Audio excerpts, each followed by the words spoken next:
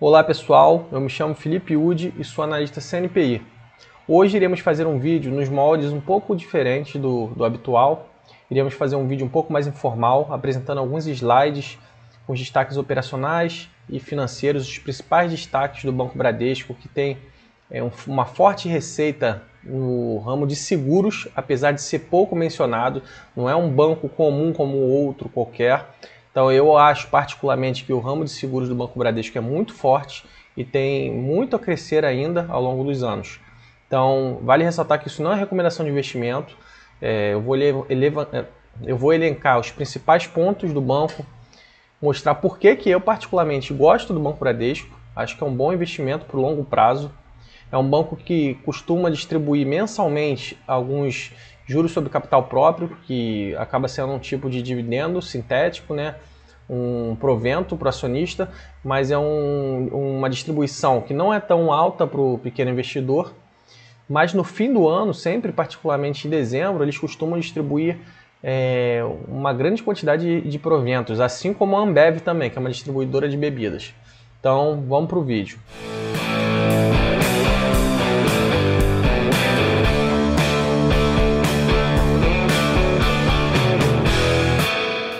Então, pessoal, começando aqui uma análise do Bradesco, com os principais destaques do último release, né, encaminhado através do site do Relações com Investidores do Banco Bradesco. Se você digitar no Google Bradesco RI, você consegue ir no site Relações com Investidores do Bradesco e lá tem os principais destaques. Tem os releases, que geralmente são os documentos com apresentações, com gráficos.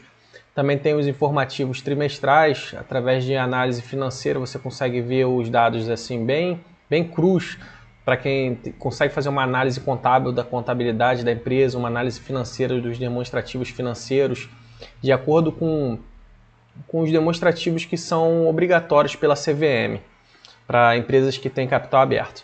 E eu separei aqui alguns principais destaques. Um dos principais destaques aqui é a quantidade de ativos custodiados pelo banco. Aqui não tem um histórico completo, né? Eles geralmente fazem uma comparação com o último ano.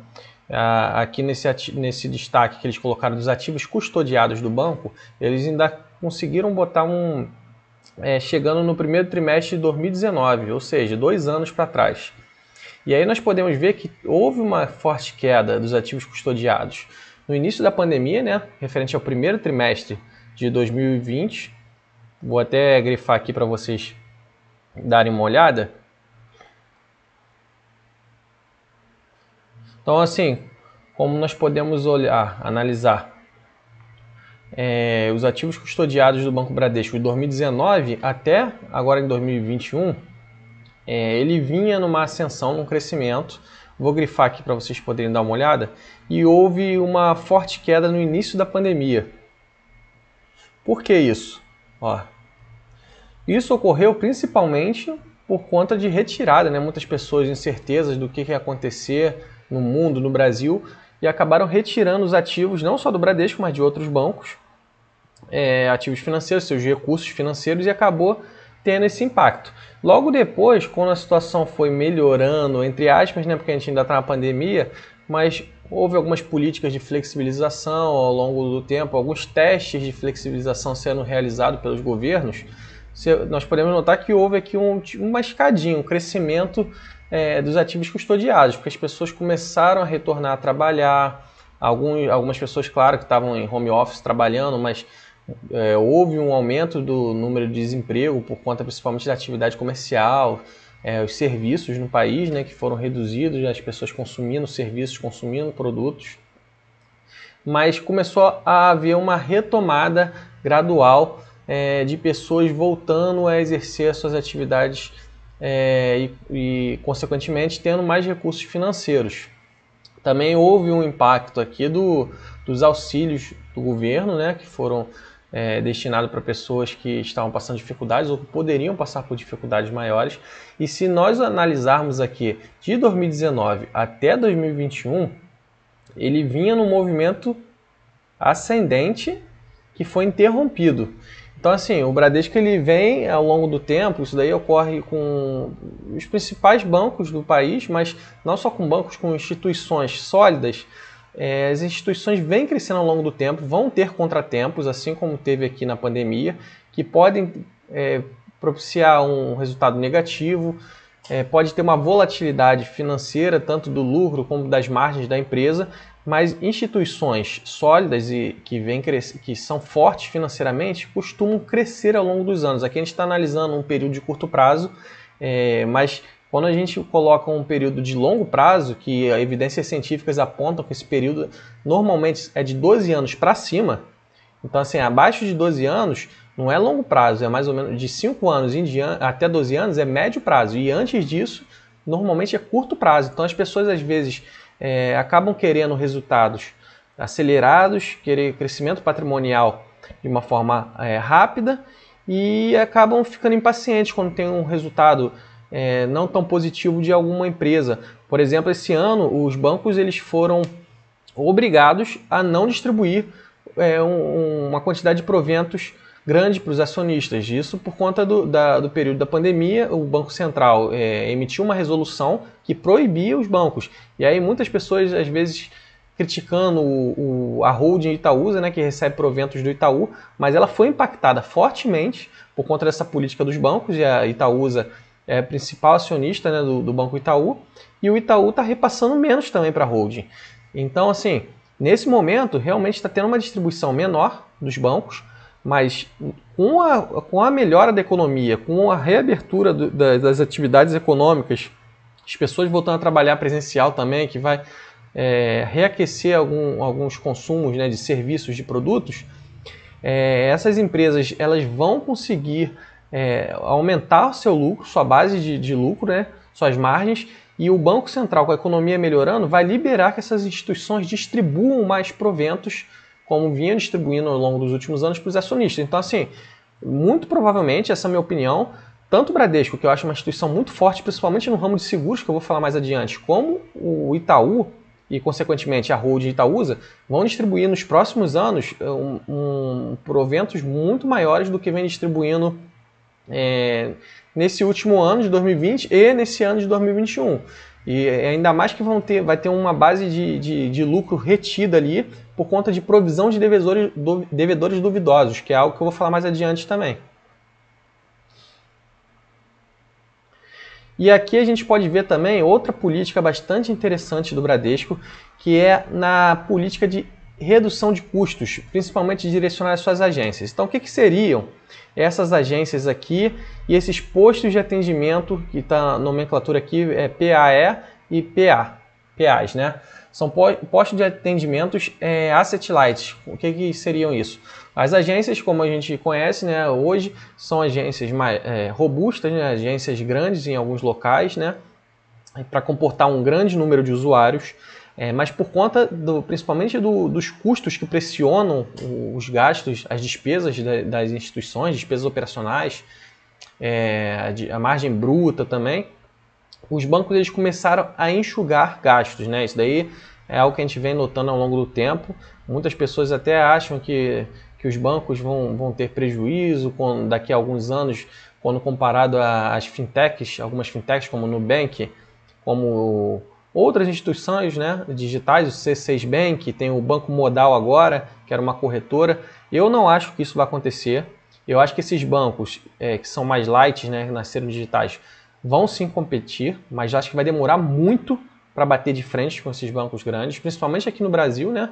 Lá nos Estados Unidos e em países mais desenvolvidos, já tem algumas instituições que estão conseguindo concorrer de uma maneira mais agressiva, né? Digamos assim. Então, assim, nós podemos notar que eles vinham já reduzindo o número de agências ao longo dos anos, né?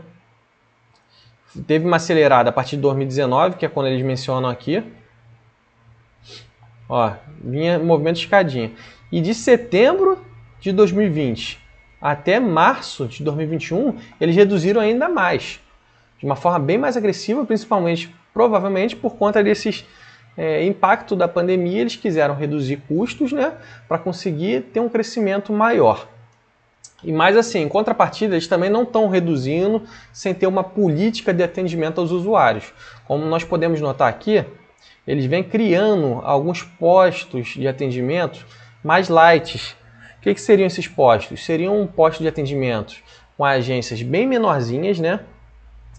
Algumas unidades de negócio que eu estou frisando aqui no cantinho, está em separado. São unidades administrativas de alguns gerentes de bancos específicos, alguns funcionários administrativos de ramos específicos que precisam ter um atendimento mais personalizado, ter um corpo de funcionários ali que trabalham em conjunto, até na área de investimento, por exemplo, estão abrindo, e algumas agências que são os postos avançados, especializadas, agências bem menores do que as atuais, para também enxugar gastos de manutenção de uma agência dessa, de um imóvel desse, né?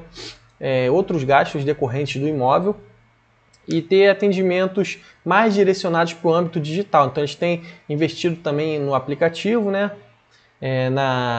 No atendimento através de inteligência artificial, que vem até sendo ventilado em propagandas na televisão.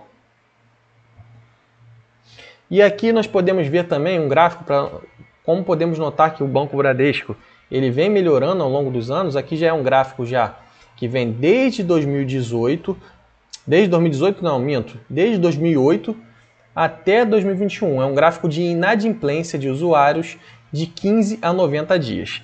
E aí nós podemos notar que o índice de inadimplência ele vem reduzindo de pessoas físicas bastante, caindo pela metade praticamente, né? De 2008 até agora 2021. Houve uma forte subida, né? Decorrente do impacto da pandemia. Deixa eu ver aqui que teve uma subida. Vamos botar aqui, ó. Março de 2020 estava em 5,6% esse índice de inadimplência das pessoas físicas. Teve uma redução e depois voltou a subir. Esse índice de inadimplência, nós podemos notar que é bastante reduzido, ainda mais nas grandes empresas, né? Elas conseguem pagar o banco mais em dia, até para não ter despesas em juros, né?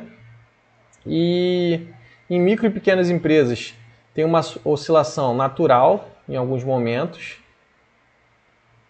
Por um acaso, durante a pandemia, o banco deu, tanto o Bradesco, né, como alguns bancos, eles deram algumas, como é que eu vou dizer, alguns créditos para essas empresas, até com o auxílio do governo, para conseguir não ter um impacto tão forte. Ó. Nós podemos olhar aqui de março de 2020 a março de 2021 na inadimplência, mas mesmo assim tiveram muitas empresas quebrando, mesmo com alguns auxílios do banco, né? De repente, só o banco sozinho não consegue segurar, de repente precisaria de ajuda um pouco maior do governo ou políticas mais agressivas economicamente, né? E aqui, como a gente pode ver, uma imagem sobre o lucro líquido da empresa.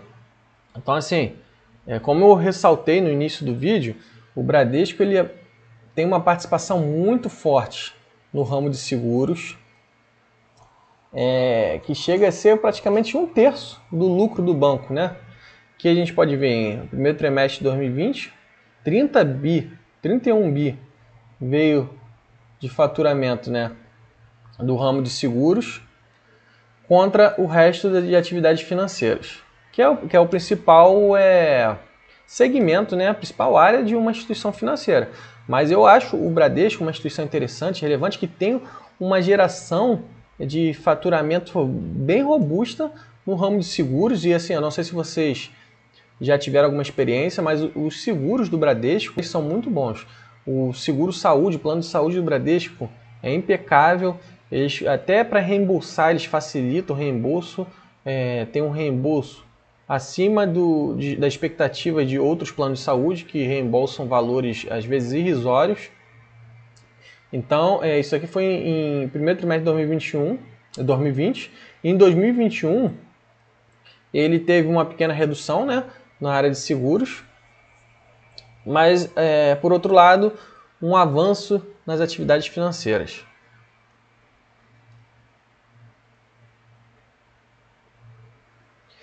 Um outro item que eu mencionei anteriormente seria em relação à provisão de devedores duvidosos. O que é isso? Os bancos, não só os bancos, mas as instituições em geral, eles são obrigados, através de regras contábeis, reservar um capital financeiro do banco para provisão de devedores duvidosos, que seriam pessoas que muito provavelmente não vão conseguir quitar suas dívidas, quitar as suas contas com a instituição, e aí a instituição financeira ou uma outra instituição em geral que faz esse tipo de contabilidade deve reservar esse recurso e colocar numa rúbrica dedicada à provisão de devedores duvidosos. Só que assim, na pandemia houve um impacto muito forte nas instituições em geral, principalmente nas instituições bancárias, e aí eles fizeram uma reserva bem grande por conta disso, porque ninguém sabia o que ia acontecer com o país como um todo, né, assim como no mundo. Só que essa provisão ela pode ser retornada para o banco em forma de lucro, porque se não for concretizada, se os credores chegarem lá e pagarem, então a instituição vai conseguir receber uma quantidade de recursos que pode ser além do esperado e pode retornar em forma de provento para os acionistas. E a gente pode notar aqui que a carteira de provisão de devedores duvidosos do Bradesco vem tendo um índice reduzindo de 2017, né, teve uma redução bastante relevante até 2021. Tinha aumentado de patamar de 2015 a dezembro de 2016 e eles vieram reduzir novamente, né? Como é que reduz isso? Através de um controle dos clientes, através de concessão de taxas de juros razoáveis, negociação de contratos, né, com o cliente, abatimento de dívidas. Então, assim, o Bradesco ele vem tendo uma política de gestão que, ao meu ver, é interessante. Eu não vou entrar no mérito da qualidade do serviço prestado, alguns criticam. Eu acho que todas as instituições têm defeitos, não acho que o Bradesco é uma instituição perfeita. A minha conta não é no Bradesco, por exemplo.